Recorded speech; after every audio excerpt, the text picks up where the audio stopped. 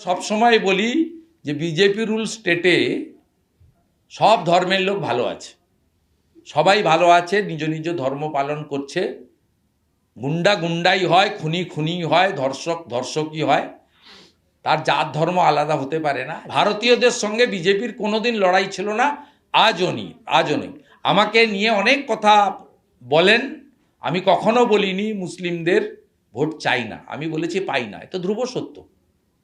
19, 21 এবং 24 তিনটে বড় নির্বাচনে যদি দেখেন বিজেপি 1% কম মুসলিমদের ভোট পেয়েছে। এর মধ্যে কোনো জিনিস নেই। আমি কঠিন বাস্তবটা বলেছি, তৃণমূলের মুসলিমদের বিরুদ্ধে বলেছি, তৃণমূলের মুসলিমদের বিরুদ্ধে। আমি সব মুসলিমদের বিরুদ্ধে বলবো। আমরা যাদের বিরুদ্ধে বলি তারা, আমার সন্দেহ আছে নামাজ পড়ে কিনা, আমার সন্দেহ আছে তারা দান ধান জাকাত করে কিনা। তার প্রকৃষ্ট উদাহরণ হচ্ছে তৃণমূল কংগ্রেসের জেলা পরিষদ মেম্বার কর্মাধ্যক্ষ শেখ শাহজাহান।